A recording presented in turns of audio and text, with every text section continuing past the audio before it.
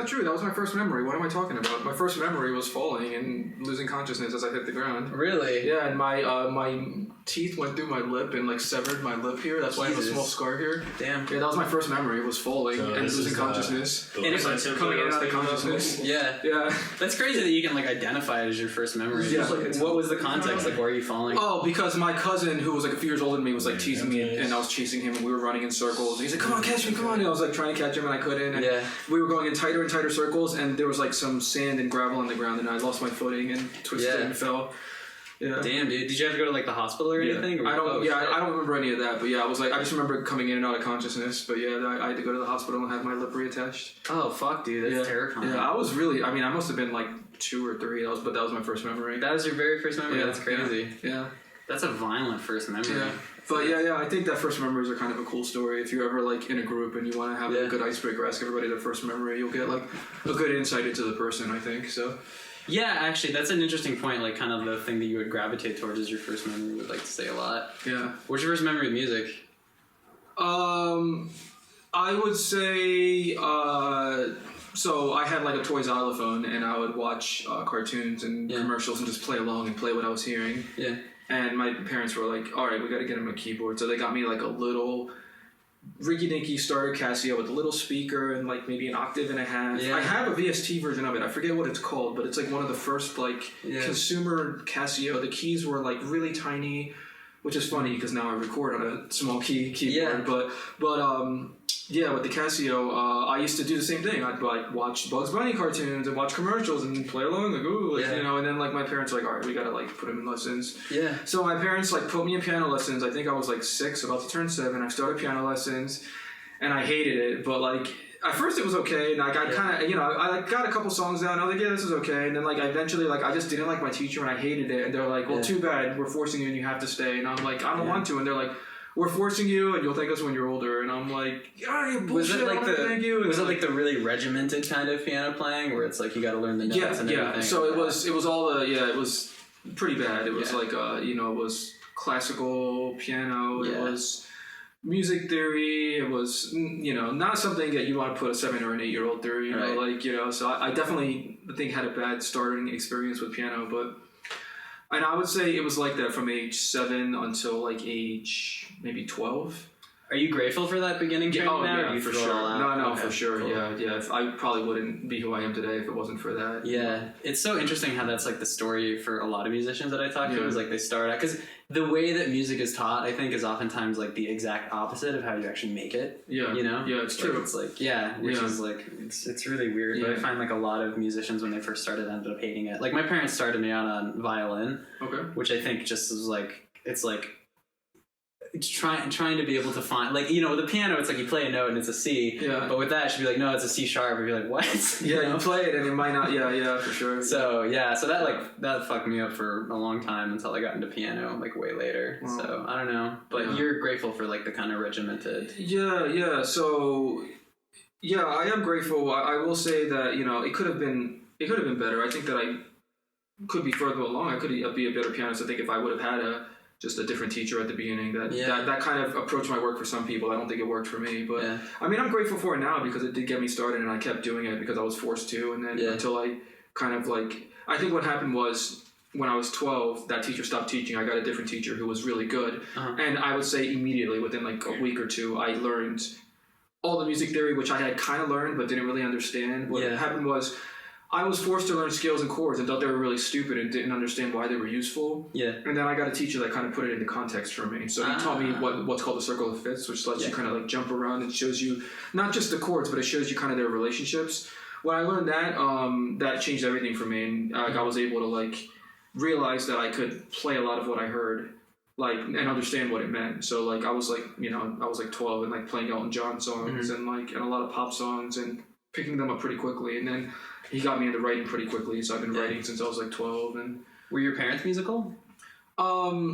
Yes and no. My mom was a singer. She used to sing in churches and stuff. And my dad was a guitarist, but he was like kind of like self-taught. So he was more like a guitarist in a church band. So he wasn't like a really accomplished guitarist or anything, but he used to play music like in front of people regularly. Yeah.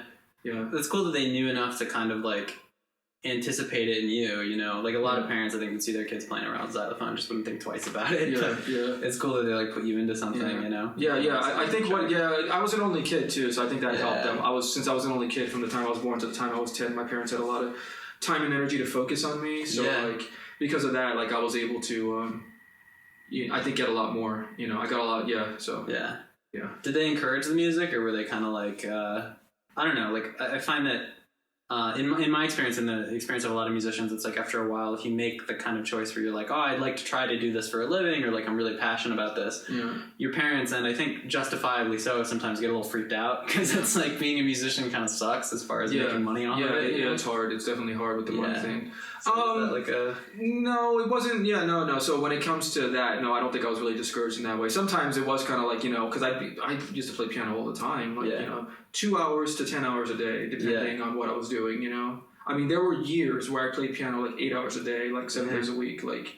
You know what I mean? Like, that's all I did. And I do think, like, my life outside of music kind of suffered for it. Like, I would definitely say, like, if I'm giving advice to anybody, like, you know, like, make sure that you know, what's the word? Everything in moderation. You know what I mean? Like, you know, I think I focused maybe too much on it to the detriment of everything else. Yeah. But you know, and sometimes it'd be like, all right, like, you know, like, all right, enough. Like, can you go play keyboard in your room? Like, you know, I mean, when there's a piano here, but, like, you know, we're going to, like, watch TV or something like that. Like, all right, enough. Like, that kind of thing. But when it comes to professionally, no, they encourage me. They would always like try to get, you know, you should be writing more, like, you know, be playing in these bands, join the marching band, join this other band, like play with these people, like be in a church band. So I was always like involved with a lot of people musically.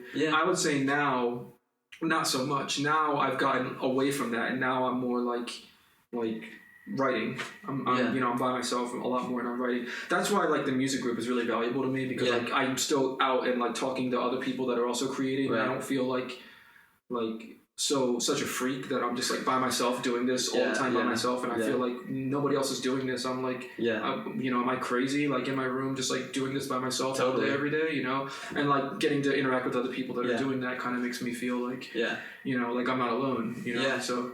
And I think that feeling of craziness is definitely something that's kind of real. It's something that I've run into, and anyone who does a kind of creative thing alone, I think, struggles with that to some extent, because it is this weird, like you mentioned earlier, you know, like not being able to play like Smash Bros with your roommate. And I used to run into that all the time when I was living with people. It's one of the reasons why I'm not living with folks now. It's because like I felt like I just couldn't really be there with them, you know? Because it's like I want to spend so much of the day towards like music and stuff, and it's just like if you don't have that in your immediate surrounding, it can feel like this really alienating thing, because I don't really know why. I think maybe it's because it's not valued in the same way that other things are, maybe. But it can.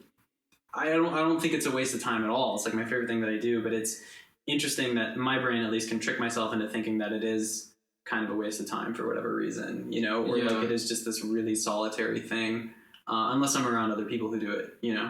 I do find that you know, people that don't do music, or people that do it less, maybe place value on other things higher. And so there's like a big value on like doing social things, going out to dinner with people. And you know, and I like to spend time with people, but at the same time, what I've found lately that's keeping me consistent with the music is I have like a set time where I'm doing that, and I have to like, you know, what helps me actually is with the internet thing is when I record, I disconnect the internet. So when I'm recording, it's just the DAW and nothing else. So it's like almost like no distractions. It's just the DAW. I have what I'm doing, and I'm doing it. If somebody calls me, if my roommate wants to do something, I have to say, no, this is my time, and just kind of like really guard that time. Outside of that, I'm more flexible, but that's what's really helping me is just having a set time and sticking to it, and having a deadline at the end of that if I don't do it by this time today, it's not getting done today.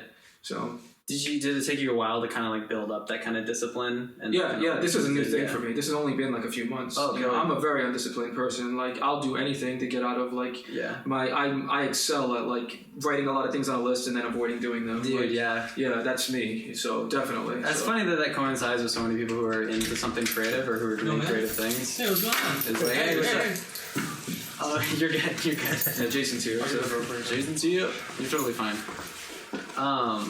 But yeah, it's interesting like that coincide, because like so many creative people I know aren't like very regimented or like disciplined people. They kind of have to like grow that muscle, you know. So I don't know why that is, but that's just like has been a general just thing I've noticed in people. Yeah. So yeah, I can only speak for what works for me, and I've tried a lot of different things. And what I'm finding is the only thing that's working is a deadline. That if I don't do it by this time, it's not getting done today. So just having a set time and like having a consequence for not doing it. You know, like the thing with the music meetups that works for me is like I go to the music meetup. It's 2 or 3 hours and.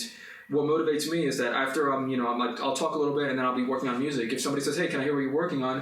I'm not going to say, oh, well, I've been watching YouTube for half an hour, this tutorial, and I don't have anything today. Yeah. I'm going to say, well, here's the, the bass line and, here's what I have so far today, Totally. And that keeps me like creating new things consistently. Mm-hmm. I will say, I wish I just kind of did it more spontaneously when I'm alone in my downtime. Mm-hmm. But I will say, despite that, what is keeping me consistent is the one thing of, having the set time every day, and then 2, being at the meetup, and those 2 motivating factors, accountability and deadlines, are really what keep me consistently making new things. And so. And if you don't have that, what is that? Because like for me, I feel like everyone has sort of a period in their creativity where it feels kind of isolated. Like maybe when you're when you first start writing, or you don't really have a community or something, you don't really know what you're doing. It's like a weird kind of thing. So how did that develop, I guess? For you, I just sense. So I mean, I realized that I was writing for years and just had all these like fragments. I would find anything I could to stop working on a song. So I'll start a song, I'll have like a bass line, I'll write some chords in. They sound good, but the timing's not quite right, and I'll fix it later. And then I don't fix it, I just move on to something new, something new, and then I wind up with like thousands of like fragments and not really much to show for it. So I was like, well, I need to like get better at like sticking with something and fixing it. So, it helped to like put things out there. But ultimately, I think what helped me was just talking to other people and seeing what's working for other people, working alongside other people, and just, getting around other creators helped me. So I feel like it really informs that like accountability piece too. Just if you have other people who are involved in the same process as you, it's like kind of affirming. Because or else it's like, I feel like nothing's really ever finished, at least for me. It's just kind of like I'm like, all right, we're good now. But if I have the expectation that I'm going to show it to someone, like regardless of who that is, then I'll get it in a form that's like generally accepted as done. Like good enough, kind of thing. You can always tweak it and take something out or add something, but and those things like build up to like fragments of unfinished songs or whatever. There's like they feel like a bag or something. Like, tell me about it. I have probably like 10 years worth of like Jesus. Stuff that I'm like now going through and kind of mining, because sometimes you can kind of like mine that too. And like what I find or what I do is I will take a lot of that stuff, throw it on a portable music player, put it on shuffle, and then drive around and listen to that. It's like, okay, I don't like that one. I don't want to, I don't know what's wrong with that one, but I'm like not going to do anything with that. When I like hear a song, and I'll immediately know, like I might not have known when I was writing it, but I'll know like what's wrong with it. Like this one instrument, the synthesizer is too harsh, and it makes the mix like unpleasant to listen to, but if I turn that one thing down, now it's fine. Or the timing on this one thing is bad. If I just fix the timing on that one instrument, or just I hate the whole song, but I like the bass line, I'm going to use that bass line in something else. Totally. So I, driving around, kind of like I can hear different pieces of songs that I've started and use those in newer projects if I can't fix the original. Yeah. And that thought about like recycling or like reusing things is what kind of made I don't know, because like for me at least, like when I was writing for a long time, it's like if I didn't finish something, it felt like just it would fade off into the void, and like it was kind of wasted time or something. Failure. My life is built upon a mountain of failures, or just a mountain of unfinished things. A mountain of failures. But then after a while, I was like, wait a minute, like everything that you put into that world, it shows up later. You know what I mean? Like any kind of amount of work that you put into it, it's like going to inform the next thing that you do. So it's like I find myself even like as tangible as like a bass line, or as like amorphous and kind of hard to grasp as like an idea or like a vibe or something like that. But it's like anytime I sit down and I'm doing something creative, it's like it doesn't really go off into the void. Sometimes it feels like that, but it always has a way of like circling back around, if that makes sense. So it's just kind of this mountain that's constantly building. So I'll say another thing that's crazy is if you are, for me at least, if I'm consistently creating, I'll go back and I'll like hear something that sounds cool, that sounds like something I wrote, and I have no memory of having done it. I'm like, wow, that's awesome. I don't remember that at all. Like, like I'll go back to things from like, a couple years ago and like that I haven't listened to since then. And it's like, wow, like I need to like pick that back up. That's awesome. But like no memory of like where I was, what I did. That's like, it sounds like something I wrote. No memory of having done it. So, Yeah, kind of like getting to collaborate with yourself is like a fun thing. Yeah, too, you can go back and be like, oh wait, so that's a good way of looking at it. Yeah, it's fun. But do you remember like the first song that you wrote? Like, yeah, because you said like you were like I was writing just piano instrumental songs. Yeah, and some of them were with the thought that I would like dub vocals on later, which is still kind of something that happens today. I'll like start a song and then like I'm gonna write a vocal for that later, and then that's where I've been stuck a lot. So that's why I have this like thing now where it's like every night for like at least an hour and a half, I'm gonna record my vocals and just finish all these songs that have been sitting that I haven't released because that's all they need. Yeah.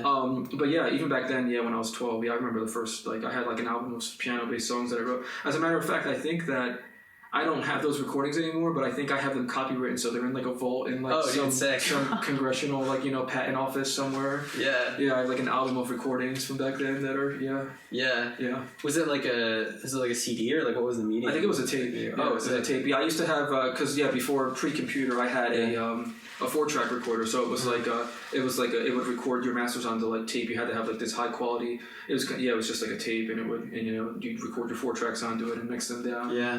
Yeah. Did you immediately get involved with other people, or was it did that take a while? Was it kind of just like you writing songs on your own, and then? I would say I've primarily always written songs on my own. Yeah. What I found when I was in bands trying to write with bands was either it was like I'd be in one of two situations. One, it'd be like a dictator that was like, this is my band and you're going to play my songs this way.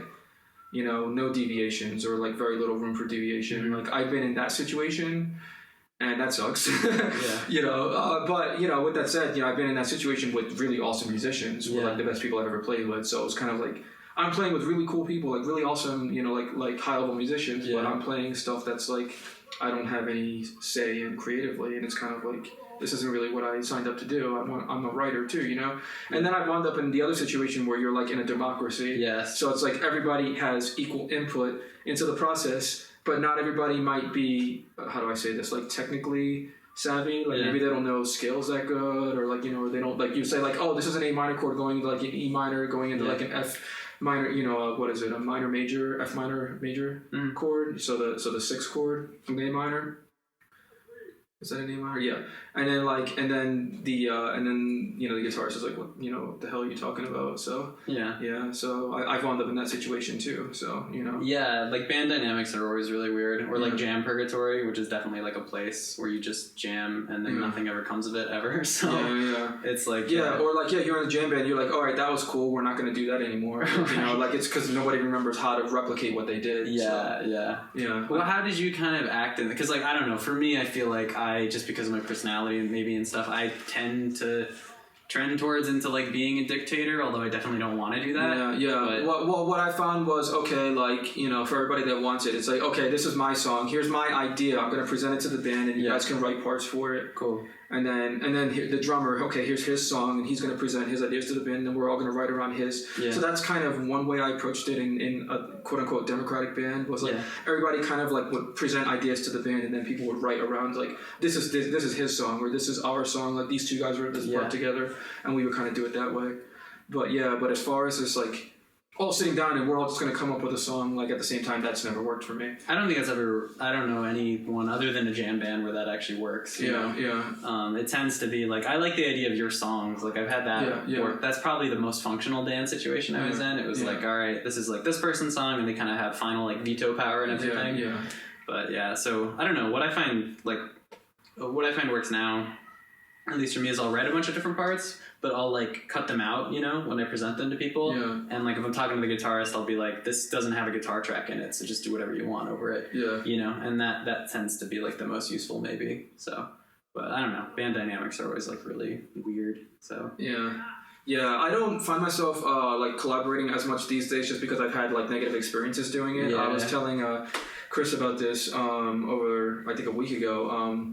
I've like collabed with people. I've even gone so far as to like write a song that somebody else put drums on, and they would just say, I wrote this song. Here's a song I wrote. Here's my song. Hey guys, what do you think of this thing I wrote? And it's like, are you serious? Like I wrote that and you're just telling people you wrote it? So I've had to like literally like cut people off that have done that, and it's happened to me more than once, Really? So, Jesus, so I'm kind of like a little bit scared to like collab with people for that reason, just because I'm scared that like they'll just say that like, here's something I made, and even if I like did the majority of it, they'll just say they made it, just because I'm not there to argue to say that I wrote it, and so it's kind of like that kind of scares me, in a way, because it's kind of but at the same time, it's also like I can write that again. I can write something similar again, and this person can't. So it's like, so. Totally. Yeah. How many times have you been in that situation though? Just like once or twice? Yeah, a couple times. Yeah. Oh damn, dude. Yeah, that fucking sucks. Yeah. Yeah. So, but like, was it always? So you started out like 12 writing your first songs, and then like, I guess, was it always kind of a consistent thing, or did you like fade in and out of it? Did music kind of like fade in and out of your life, or have you always been writing? I've always been writing. It's always been a consistent thing. I will say that I used to be easily discouraged because like. The technology was really bad back then. Like before, like Pro Tools, before like PC recording was a real thing. Like if you wanted to sound like the quote unquote like top musicians, like the music that you heard that you liked, like you had to pay like a studio like thousands of dollars to like be able to use their $8,000 like synthesizer and their like super high end mixer. Their engineers and all that. Like, you needed that. You don't need that anymore, but you did back then. Now with computers, you can do all that, the majority of that stuff on your own. Yeah. But back then you couldn't. So like, if you were like a home-based musician, you had like a shitty like a little like tape recorder type thing, and you would like use that. And I mean the 4 tracks weren't bad sounding, but you couldn't make like a radio quality recording back then with that kind of stuff. So I found it really discouraging. As you would like, I mean I would have like at that point like I would say like when I was like 13, 14, 15, like I was starting to write more, not just piano singing songs, but trying to add like, bass lines and chord, like not just a piano, but maybe like another instrument that was comping chords, like an organ and, maybe a drum set. And I found that those didn't sound convincing. They still sounded fake, like they didn't sound realistic to me. So it was kind of like, I guess this is a demo track, quote unquote, and I'm going to eventually find a real drummer to play on my track, and then it'll be a real song. Yeah. So I found it really discouraging when I'd like work on songs back then, and like they just weren't what I wanted them to be. Totally. So I found it very discouraging, as a songwriter. So for a long time I stuck to just piano and singing, and I was like, eventually, I'll get this to a point where like this will sound like what I want, which is at least like piano rock, like piano, bass, some kind of comping instrument, be it an electric guitar, be it an electric piano, some kind of like rhythmic element to it underneath, and then a drum set and singing. Like, so until I can get that to the point where it sounds like the way I want it to, I'm just gonna have to stick with the piano and singing. And so I wrote a lot of songs like that, in my mid-teens to late teens, and then Pro Tools came out, and then I started getting more into like into recording. Back then it was still audio because I don't know if you're aware, but Pro Tools competes with VST. Mm-hmm. So Avid, I think, is the company that owns them. They have their own format, AAX, which used to be RTAS. AAX competes with VST. So I was going crazy getting all these cool digital instruments, VSTs, all these sounds, and I can't use them in Pro Tools. So I'm like writing, still using my keyboard sounds, which were decent, but it's still like, I have all these cool instruments I want to use. I can't use them. Yeah. So it's like I'm recording, I have all this cool stuff. I have to stick with the audio-based recording for now because Pro Tools won't run the VSTs. Yeah. So, and I was writing that way for a long time, for like, I would say like, through my, like early mid-20s, I was writing that way until I got to FL Studio later on. That's when I got more into digital recording, and I was able to kind of like have a lot more options in terms of like sound and instruments and all that kind of stuff. Yeah, the whole like sound thing, because for me at least, like I kind of came from like a singer-songwriter kind of background, like because growing up, like I didn't even have a computer, so if I wanted to make music, it was just like a guitar basically. So guitar and singing basically. So exactly. similar to what I was doing with the piano and the singing. And so I feel like, I don't know, it's like the sound world, I was kind of stepping into it from like just like kind of a minimal words and like an instrument. And it's like, it's kind of, I don't know, it's always been really kind of daunting. Like sometimes I'll think of myself as like a producer, where I'm totally like into the sound, but then I'll finish a song and I'll be like, no, this is totally a songwriter's like thing, So do you find like the songs that you write, like do you still think it comes from like a songwriter, singer-songwriter kind of aesthetic, or do you find yourself delving more into sound? That's a tough question. I would say it depends on the genre. I found that I've gotten away from the quote-unquote songwriter traditional song structure, and I think it has to do with the nature of the world right now. Yeah. Because everything is very fast-paced now. Right. So back then, I used to be willing to listen to a 7-minute song or a 10-minute song or a 6-minute song, and the focus would be very heavily about the vocalist telling a story. Yes. So the instrumentation would largely be the same: stanza 1, stanza 2, stanza 3. The variation might be from a live person slightly changing the parts, just from natural human variation.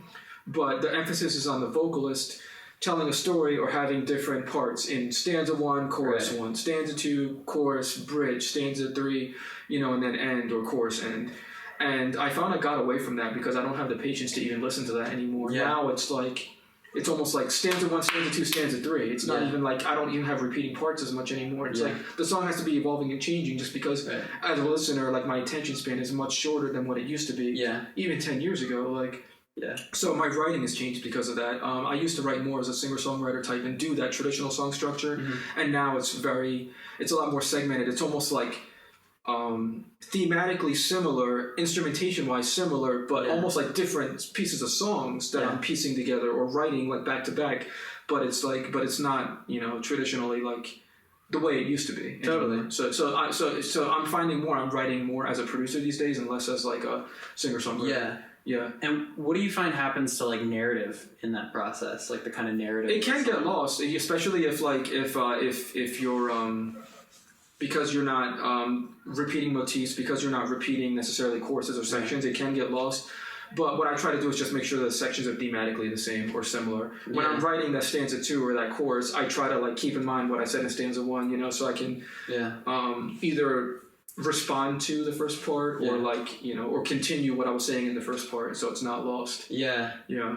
This thought is sort of like half baked right now, but like I just thought of it, but like I don't know, a lot of the music now it kind of feels more like an architecture than like a narrative, It feels like a space that you kind of like walk into because like production I feel like is more and more of a thing and more music. Yeah. So it feels more like kind of a feeling or like a vibe or whatever that's getting across rather than like a traditional kind of like narrative type thing, Because even like in a lot of like band music or something where you're using the same kinds of instrumentation, it's like the lyrics and like the human variations in the band are the kind of thing that carries it. But now with a lot of like electronic music, it's just like it's like a room that you step into or something. It's got like this feeling to it, and it doesn't really have so much a narrative or like a chorus verse structure. It's more just like about the kind of sounds and how the emotional quality of those sounds. Yeah, that makes sense. Yeah. Yeah. So one way that I kind of like marry the two or bridge the two is by doing hybrid genre stuff. So what I like to do is, I've talked with you about this a lot, but like I like to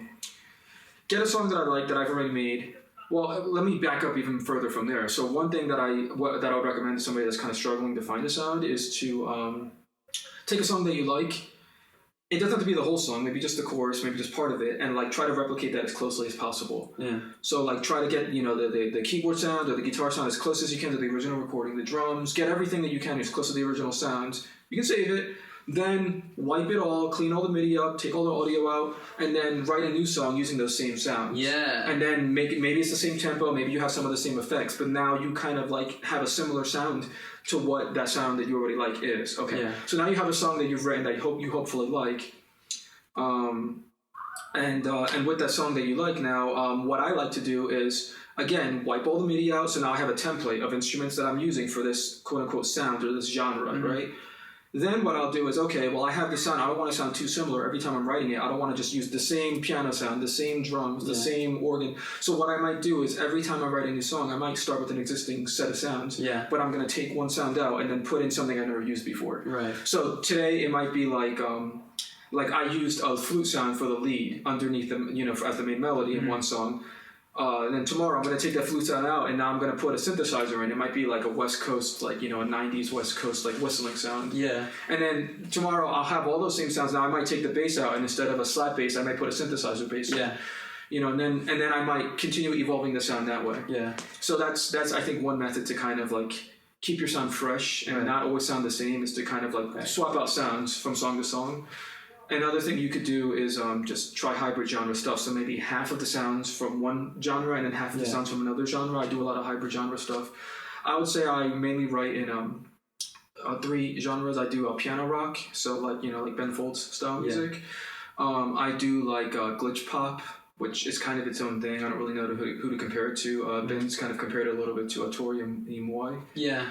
And then I do like retro pop type stuff. I really like Mellotron and like class, like old school, like 60s style electronic instruments. So I like Beatles, Strawberry Fields Forever type stuff. Yeah. I like that sound. So I try to like write using a lot of those sounds, like, you know, maybe an older style bass, an older style like drum kit from the late 60s, early 70s. And so I would say those are the three genres I write with the most, but I like to like combine different elements of those. Yeah. So I might like have an old school organ in one song and then a piano, you know, for the piano rock thing, and then maybe those are, you know, so I'll be doing the retro pop piano pop thing, but then I'll take most of the instruments and I'll like chop them up using like Stutter Edit, and I'll glitch them to make a, you know, so. Which style did you start out with first? Oh, definitely piano rock for sure. That's what I wrote my whole life, you know. Like I've always just wanted to do like the Billy Joel thing and just, you know, play live, like play my songs, you know, I'm gonna like, you know, play the piano and like, you know, rock out and be the piano man and have my harmonica. Yeah, dude. That was me my whole life up until like, I would say like pretty recently, within the past couple of years. Like, really? Yeah. Yeah, I've always been just like, you know, the big piano rock guy, like going crazy, like slamming on the piano, like playing like hard, like playing super fast. I've always like been like a really fast piano player. I'm trying to like slow it down because I know I'm a fast talker, I'm a fast player. I play like loud and fast. I like, you know, I hit the piano like really aggressive, and I'm trying to like now like back up from that and be more thoughtful in terms of like melodies and, you know, and combining elements of like, you know, electronic music, dance music, and incorporate that. So was Billy Joel kind of like someone who you wanted to like emulate, or for sure. For sure. Yeah, definitely. I mean, like, you know, so I've had 4 music teachers growing up. One was like a mainly I learned classical from her. It was mainly like more traditional, learning classical music theory, that kind of thing. Then when I was 12, I learned the blues. Yeah. So I studied. No, before that, sorry. The guy that I learned from before that was the pop guy. So I learned music theory and pop from that, and that was really influential, even though it was only like a year. Super influential in my life. I learned like a ton from that, and that's really what got me writing and got me interested in keeping going. Because until then, I wanted to stop. Even when I was 12, I really wanted to stop, and my parents like were still forcing me, and I was still listening. Yeah. Then when I was 13, for about a year, I learned the blues. I learned from a blues musician. Yeah. Like a country rock blues musician, and that got me into jazz. And then from the time I was like 14 until like I would say my early 20s, I learned from a master jazz pianist, and that was crazy hard and crazy intimidating.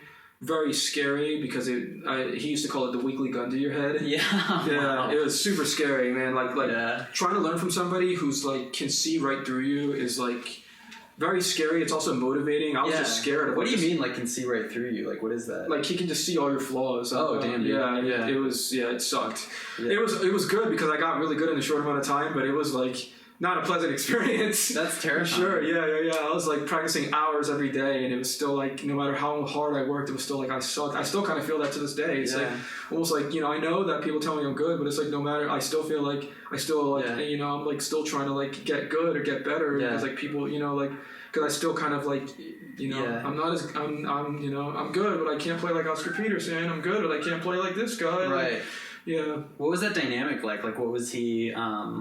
Like how would he motivate you? Would he just like, would he like critique you afterwards, or would he be like start again, or like both? It'd be like, all right, what did you do this week? All right, play this. You know, start out. All right, play this like this music theory scale thing, like this complicated like chord shape thing. Like play it.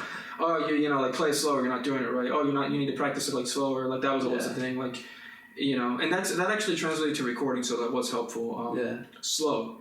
So if you can't play something, slow it down. If you can't play it, slow it down. There has to be a tempo that you can do it at, you know, even if it's like the most slow like thing possible. Right.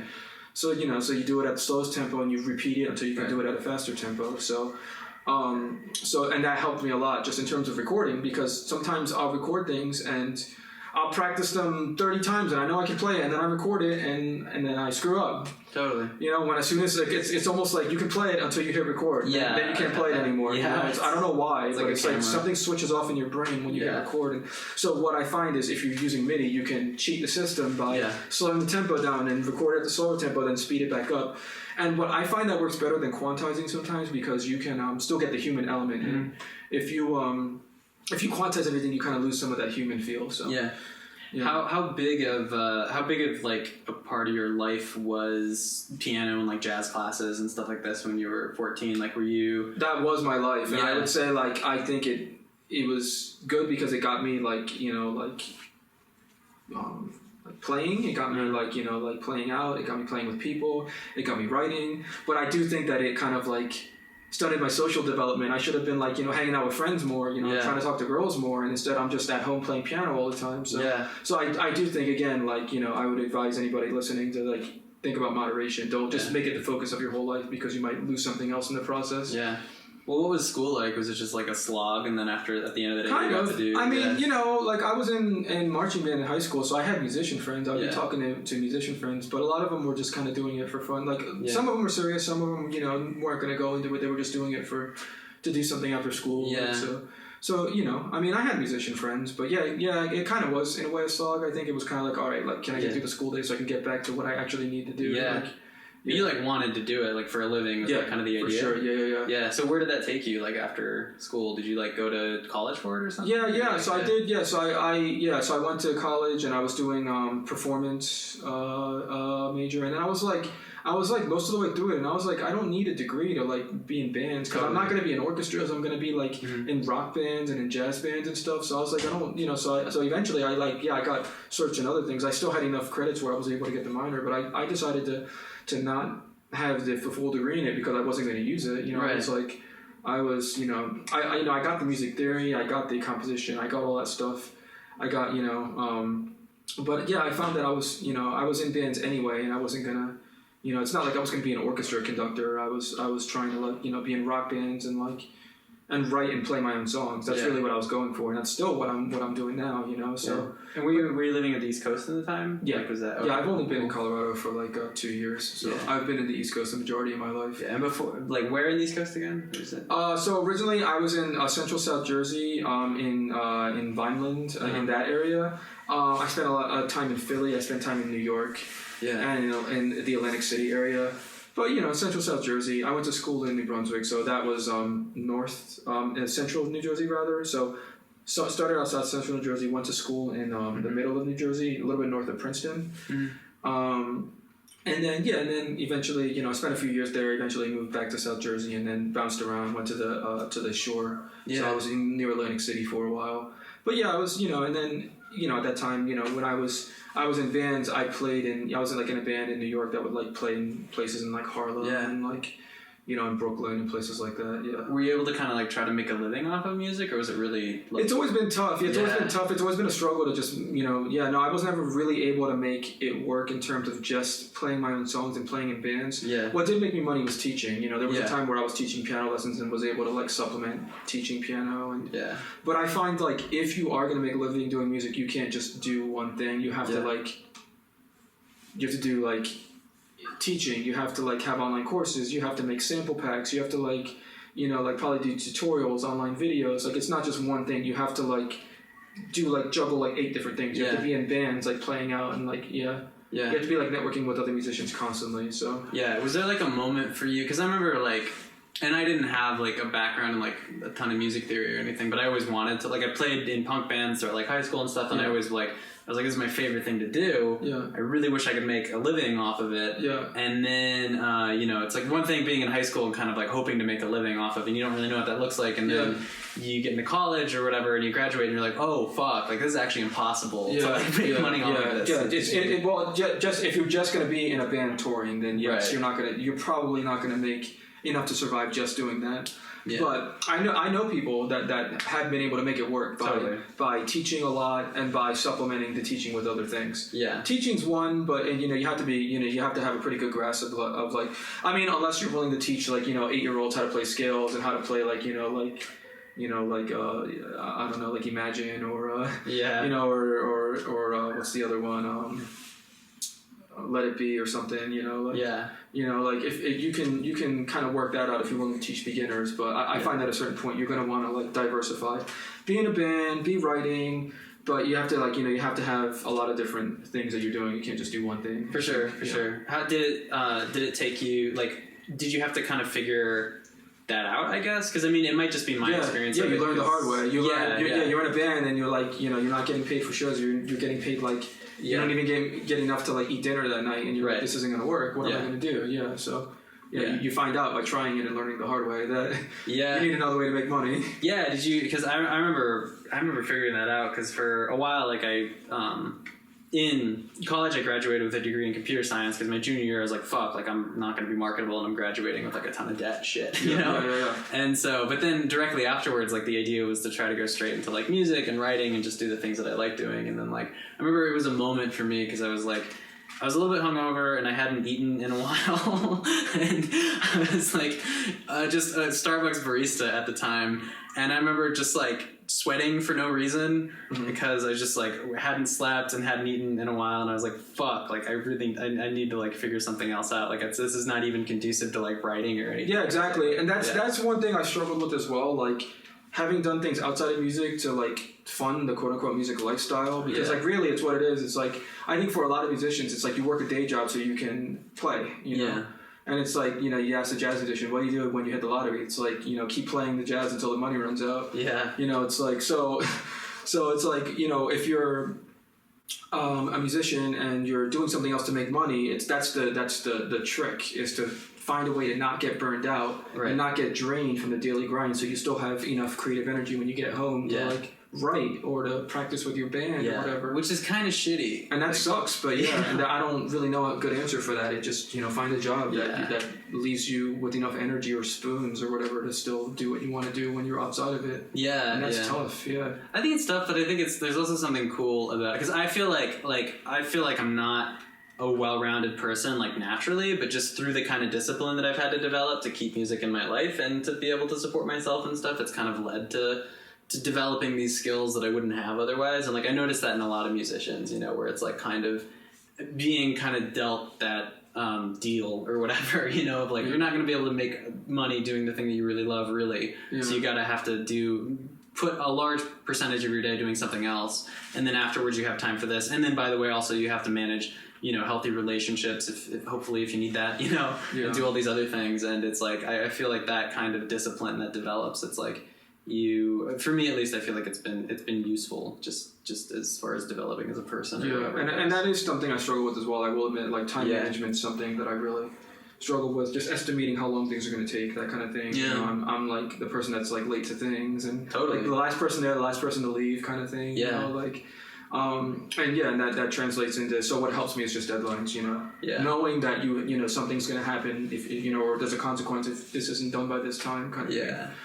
So for sure. But that's definitely, that's, I don't have a solid answer for that, but the ability to like juggle like making money, doing music, having, being social, having relationships, like that's tough. Yeah, that's a tough one. That's why I feel like finding a music scene is so important, because I remember like I didn't have a ton of musician friends like growing up, and then when I was getting really into it, it like felt super isolating, because like, damn, like no one really wants to do this stuff. So it felt like having an alter ego or something.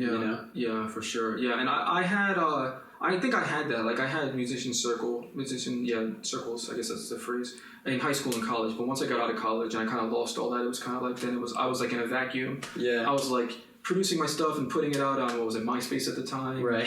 But you know what I mean? Outside of that, like outside of maybe like occasionally playing shows, like I didn't really have anybody to talk to about this stuff. Yeah. So that's why I really like the music producer stuff. I can talk to other people that do this. And it's useful just to have people around you who do anything creative, because then they kind of get it, If you're like, hey, I'm going up in my room, I got to work, they're like, oh, cool. Because like I've lost like relationships and friendships before and stuff because I'm like, I can't hang out with you. People don't get it. I got to do this thing. So it's like it's weird. Although I find like, I don't know, just being involved in something creative, I think like, maybe this is just me being delusional, but I feel like it makes me more of a worthwhile person to be around. I feel like it makes the world a richer place, at least, just kind of being involved in something creative. I feel like if I didn't do it, which I'm not able to, like I've straight up tried to stop doing stuff that was creative, because I was like, this is kind of a liability at this point.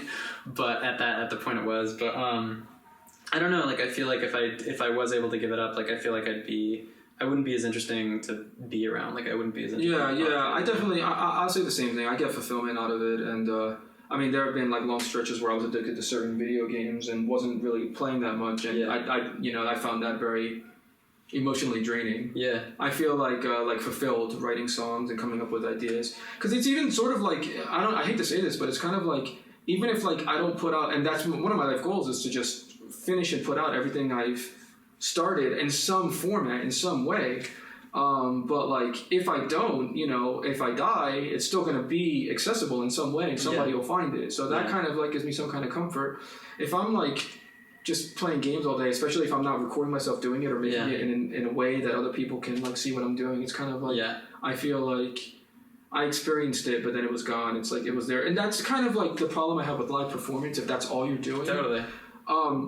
It's this really beautiful thing that's got there and then it's gone forever, and it's almost like it didn't happen. It's right, like, exactly. It was like, so that's why I got away from like playing live all the time and being in bands to writing more, because I felt like writing more was like something I could hold on to and something more substantial, rather than like, I'm doing this thing and then it's gone forever. I'm doing this thing and it's gone forever. I'm doing this thing and it's gone forever. After a while, it kind of feels like that sucks. It feels like, it's emotionally draining. So and the idea of having something tangible is like really like, I don't want to get like, I don't know, too like heady or whatever, but like one of the thoughts that I had, because I thought about that for a while. I was like, why do I feel like I want to make something, because I was in so many bands and people were just like jamming out and I'd be like, I fucking hate this. And I'd be like, why? Like, why do you, because you're still playing music and everything, but I'd be like, it's not going anywhere. Well, why would you want it to go somewhere? And for me, it was like, the kind of conclusion that I came to was like, I want kind of a record of my life, I guess, through like song or something like that. It feels like having a kind of indent or an impression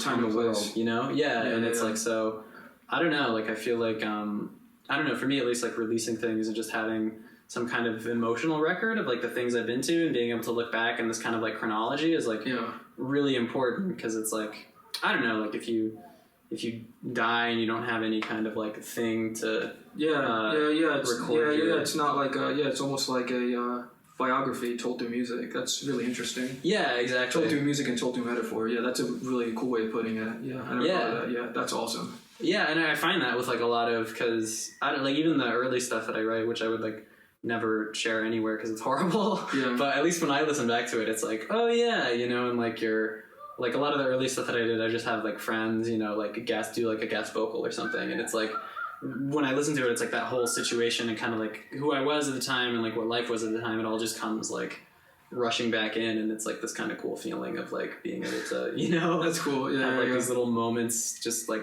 in memory that's like crystallized. I've gotten that from my own songs. I've gotten that from other songs that are not my own songs. Totally. Like, I recently heard a song for the first time in 25 years. Yeah. And I was like, it was like that scene in Ratatouille. I was like immediately transported back into time and place. Yeah. I was like, oh my god, like that's crazy. Like, well, I feel like that's what songs are for a lot of people. Like for my parents, for example, who aren't very like musical people necessarily. It's like they, because when I was growing up, I was trying to geek out with everyone about just stuff I was into, and like they never really. I kind of had. They didn't seem to really like music for what it was. It was more like they pretty much just listen to Bob Dylan now. And I realized that when they're listening to Bob Dylan, who's great, it's like they're kind of replaying memories, they're replaying this feeling, and there's like a nostalgia. So I think like in a lot of ways, it's like music is kind of, I mean, you're decorating time. That's kind of what music is when you're playing it and stuff. It's like, but it's, a lot of people, it's wrapped up in memory and like all these other things, Yeah.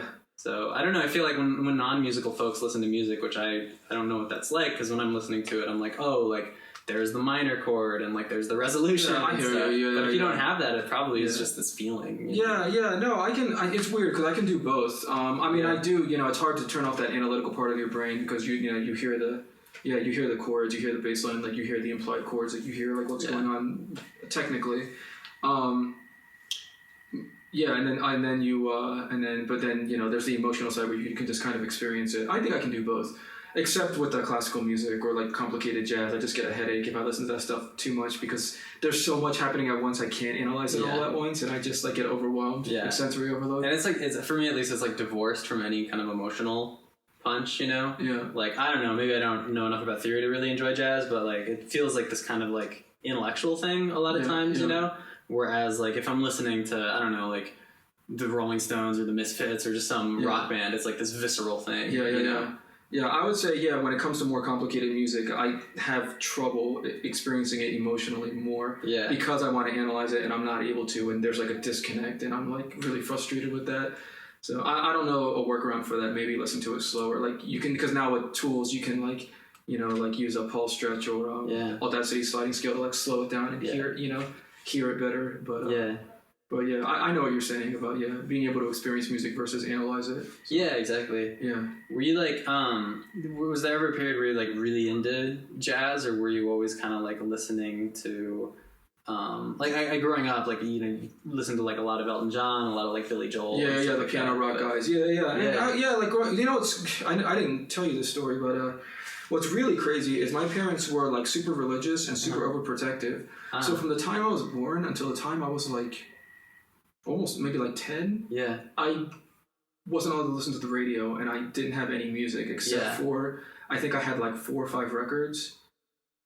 And I think maybe like a couple of religious tapes, but that was it. I didn't have and video game music. So video game music was pretty influential on me, like Ninja Gaiden soundtrack, like old school video game songs. But like I only had like I think like what is it? Why can't I think of their names right now? Maneater. Anybody help me out here? Is that like the album name? No, it's a song. Oh, Maneater. My brain's saying Crosby, Stills and Nash, but it's not Crosby, Stills and Nash. It's wow, I can't. I'm like embarrassed that I can't remember these guys' names. It's okay. Were they like a early? But anyway, they were like that was a group I used to listen to when I was really little. They were a pop duo, guy with the mustache and a blonde hair. Fucking Simon and Garfunkel? No, they didn't write a song called Maneater. No, not Simon and Garfunkel. I wish that they did that. That'd be metal as fuck. Maneater, and it's a guy with a mustache. I'll find it later. It's really embarrassing. Studio audience. What? Hall & Oates. Thank you, Hall & Oates. Yeah, I don't know why I couldn't think of that, but Hall & Oates. I listened to Hall & Oates from the time I was born until like I think my second memory in life was like dancing to a Hall & Oates song, and my parents and their friends were like, I think they were like smoking weed and like laughing because I was dancing to that song. And, like, so they were really religious, but they also like smoked weed and stuff. they were until like and then they got away from it. But like I think they were like until like I don't know. They started going to church when I was like 3 maybe. So it was like a phase. Yeah. Wow. Yeah. That's so interesting. What were they like after that phase? Were they like smoking weed and playing Billy Joel? No, they weren't. Yeah, they didn't. They stopped. They stopped after like once I was like really little. Once I was like 2 or 3, they stopped. And they were always like super like conservative, types. Because they were my parents were big party like disco era types. So my dad used to go to Studio 54 because my parents grew up in New York, so the Bronx, and they would go to Studio 54 and they'd go to the discos and stuff. Yeah. So I grew up listening to that kind of music, like disco and like funk music. Oh damn, yeah. Yeah, so that's like my dad, his favorite band is Parliament Funkadelic. Oh cool. So he used to listen to that all the time, like. But like I had like the only albums I had were like Lionel and Richie, Hall & Oates, Michael Jackson, and I think like some Disney disco covers. That was it. Did that bleed into kind of your music? When I listen to music, I'm still writing funk and disco now. So yes. Is it kind of a subconscious thing? Yeah, I can't get away from it. I'm still writing funk bass lines. I can't get away from it. Yeah. I will say that my favorite band most of my life has been Jamiroquai. So and they're basically like a neo soul, neo funk. Like they started out as like acid jazz, but that's basically like modern soul or modern funk. It's so funny how like that stuff kind of like that early music that's played to you kind of like permeates. It permeates your being. Yeah, because my parents like all they played was like John Prine and Bob Dylan. Yeah, so I'm like screwed anytime I do like an acoustic album. Yeah, so now I like Bob Dylan. Yeah. So it's just like ugh. Yeah, but it's like trying to write outside of that. It's kind of funny. Yeah, I do think it's also funny that like I love the Beatles and I love Bob Dylan, but I didn't get into them until like my mid-20s. Like I didn't grow up listening to them. I got into them super late. I love them. I've listened to their stuff tons, but I didn't grow up listening to them. I got into them like late. Even like the like Billy Joel and Elton John, I got into like when I was a teenager, like 13, 14, 15. Like I would say I grew up with like the Motown soul funk type stuff. Yeah, and I'm still like years later, I'm still like into that and doing that. So and you can hear at least I can hear the influence in a lot of your work. So it's just interesting how that stuff works its way into your consciousness and just just what it does to like how you write music and like how you even see the world. Like growing up with like a lot of Leonard Cohen, I'd be like, what is this doing? This I might be prematurely depressed because of just listening to Leonard Cohen all the fucking time. But yeah, he's great though. He's good. Dark. Anyway, yeah, but so how like that first album that you made that was just like piano rock basically? Yeah.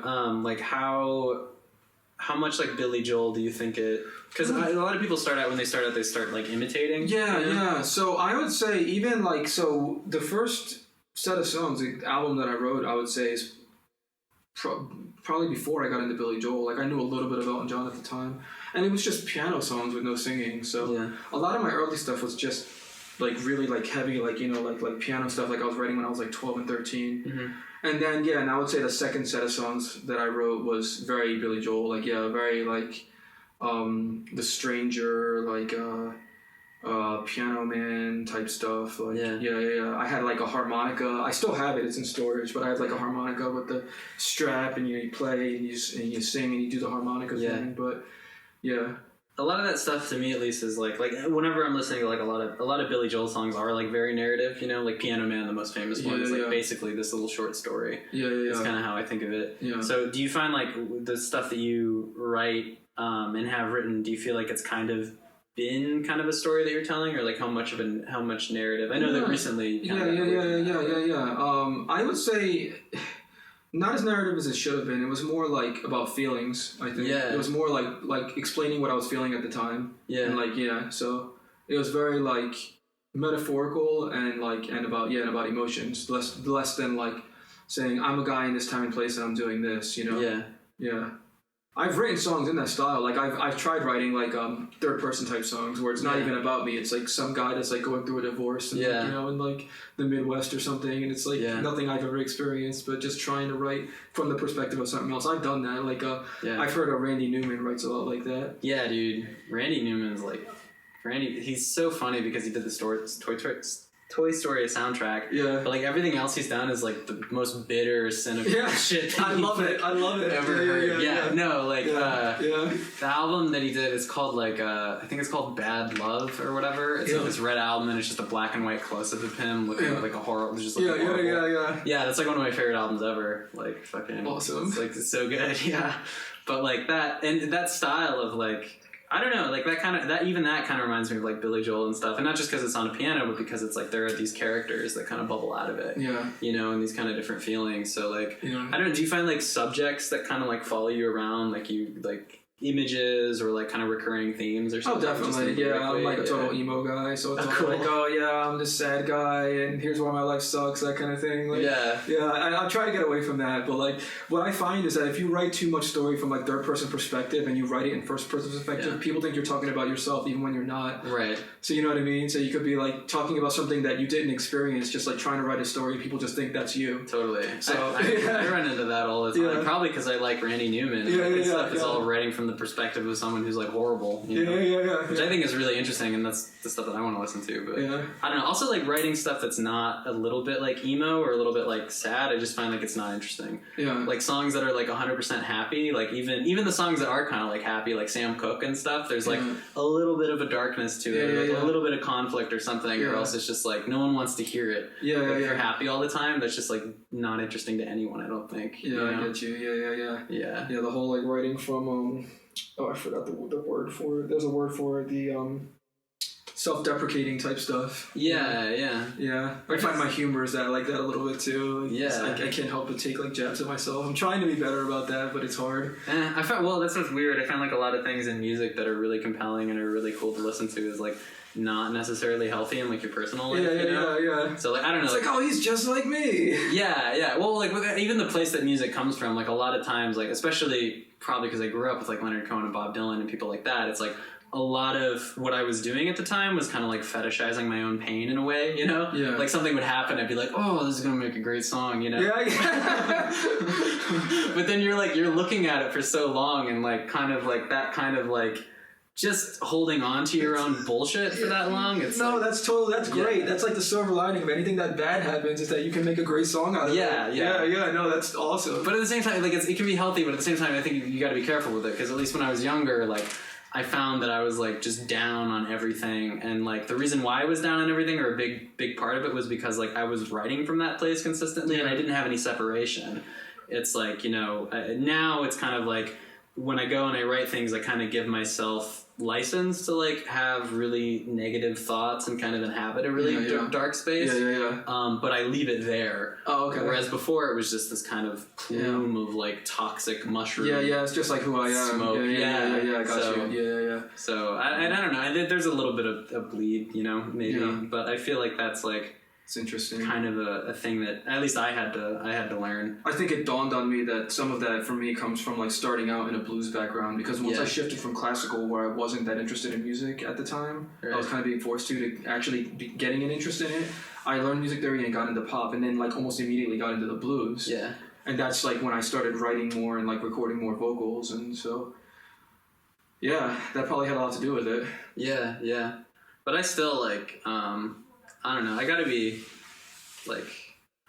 careful about like writing about stuff in like a certain way. Not psychologically anymore, because I feel like I kind of have that down. Like I have that separation down. But like I've hurt people's feelings in my life. Like I'll write songs about them, and I'm like, this isn't about you. But they it's really funny because like I've written I've experienced that, and I'm going to experience it again soon. I know because there's songs that I've written in 2012 that I'm going to be putting out soon that are not about people that I was involved with a year or two ago, but those people are going to think that this is about me, and it's not. Like, it's not. It's about 2012. Like the stuff about you will come, but not yet. They catch up on the old stuff first. Yeah, no, I have that too. It's so hard to write because like I feel like that's just, I don't know, like anyone creative I talk about, it's like that's kind of something is your life can't help but bleed itself into your work. So I don't know, hopefully you're around people who are like okay with like being written into things to an extent, so I don't know. Yeah, well, hopefully, because I'm doing it regardless of whether they want to like it or not. I've had that thought too. I remember living with my roommates, and like there was this one song where it was like it was definitely about someone, and I'm not like naming names. I'm not saying like this specific person, like I hate you or whatever. Like, but they're gonna know. They're gonna know, and it's always kind of like hard. So I don't know.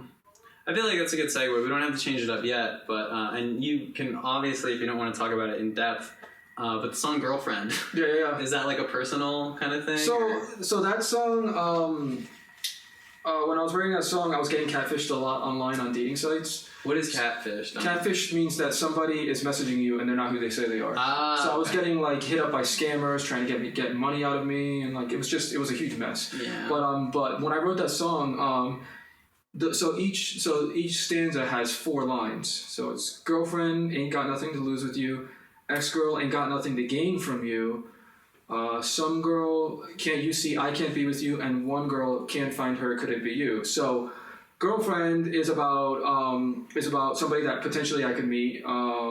Just putting that out there that like if I meet somebody, like look, like I'm just like I have this kind of like devil may care attitude, because I really at this point, emotionally, at least at the time, I felt like I don't have anything to lose. Ex-girl is about my ex, just that I don't really want to have a relationship with her because I don't feel like at this point there's anything I can gain. Yeah. Some girl is the catfish people, like, can't you see I can't be with you because you're not who you say you are. Yeah. And then one girl is the ephemeral, like the person that you can't find. Totally. Yeah. Wow, that's cool. How long did it take? Because that's like very abstract, to me at least. So. Yeah. So I don't know. It happened actually pretty quick. What I find is when I write the music, if I have a melody, the ideas come really quick. Yeah. So and then I just have to iterate on them, and then what can be difficult is to fit it into a meter. So you have a vocal and it's 10 syllables long, but you have to fit it into 8 syllables. Yeah. So it's like, what can I take out? Can I take out the word I? Can I take out the word the? Can I take out the word that? Can I take this 2-syllable word and make it 1 syllable? Yeah. So making things fit into a meter can be a challenge. But I find the ideas just like even the rhymes sometimes, and things don't necessarily have to rhyme, but yeah, I find once the music is written, if I have a melody in mind, like the lyrics just come pretty quick. And that's what I particularly like about music. Actually, is kind of you're playing with 2 mediums, or at least with songwriter stuff you kind of are. Like you've got lyrics, and the kind of rhythm of those, and you've got to fit it into the melody and the rhythm and everything else. And like a lot of times it feels kind of collaborative in a weird way, where like because I used to do a lot of writing, and like if I was writing like short stories or whatever, which is what I was doing, I could kind of say anything, Yeah. But if it has to fit into like a particular meter or something, then it's this interesting kind of playful thing that happens where you end up like changing the meaning of it because you're trying, and you can like you can like tell yourself things. Yeah. Interesting. I see what you're saying. Yeah. Sometimes. Yeah. What I do a lot is I iterate a lot on lines. So like I might have an idea of a concept for a song, and it'll only be 4 lines I'm allowed to. Well, allowed. It's not. You know what I mean? Like 4 lines that I intend on putting in this stanza, but I might write 10 and then pick my favorite 4 that go with each other. Yeah. And then iterate on those lines, and maybe like this word rhymes better, but this one has better meaning for me, so I'll pick the one that has better meaning. That kind of thing. Was Girlfriend pretty like iterated, or was it kind of just like one shot? Like. That's a good question. I think this one came pretty quick and it wasn't iterated that much, but there's definitely been songs of mine where I've like, you know, rewritten parts or like taken out lines and substituted other lines. I think this particular one just came really quick. Yeah. And then the second verse was just so each line was just responded to. Mm-hmm. So it's like line 1 about, you know, girlfriend, there was a response to girlfriend, there was a response to ex-girl, there was a response to some girl, there was a response to one girl. Huh. Do you feel like there's a character in there, or like multiple, since you've got like a dialogue going, or like? Well, it's just it's addressing 4 different people, quote unquote. Yeah. That's cool. Yeah. That's interesting. Cause I don't know, like, well, with that song in particular, do you feel like you're writing as you, or do you feel like there's like a character? No, it's me. Okay. It's me like talking to 4 different people. Yeah. It's like, person 1, here's what I have to say to you. Person 2, here's what I have to say to you. Person 3, here's what I have to say to you. Person 4, here's what I have to say to you. Then stanza 2, here's a response to the, you know, here's RE or like PS to that first thing I told to the first person. Yeah. Here's like the PS to the thing I told the second person. Yeah. Etc. Yeah. That's fucking cool. Yeah. When you were writing it, was it like, I guess, were you at a piano, and was it like lyrics and the music came at the same time, or was it kind of like one before the other? No, yeah, the music came first and the lyrics came later. Yeah. I find these days I tend to write the music and the melodies first and then write the lyrics after the fact. I've written the other way, where you have a melody or you have a lyric in mind first and then write around that. Mm-hmm. But just lately, I've just so happened to write the music first and the lyrics and the melodies later. Not all of it, but the majority of the music was actually written at the music producer meetups. Oh, really? Yeah. That's killer. That's awesome. Yeah. Yeah. I find it hard to write at those just because it's difficult. I don't know. I feel like I kind of need to be alone to especially for lyrics and stuff. Yeah. But I find that if I'm alone, I might not do it. Yeah. So, yeah, that's a good point. Yeah, so if I'm at the meetup, I'm almost definitely going to do it. Unless there's like a lot of new people and they're trying to ask me a lot of questions or something. But if it's like people I know and they're cool with me just throwing my headphones on for a while, I'll just write my part. Hey, check out what I did today, that kind of thing. Yeah, for sure. Yeah. For sure. Yeah. Anyway, do you want to transition into talking about Girlfriend? Yeah, sure. I can grab my stuff. Yeah. Thanks for interviewing, by the way. It's fun. For sure. All right, we can cut it. Thanks for hanging around.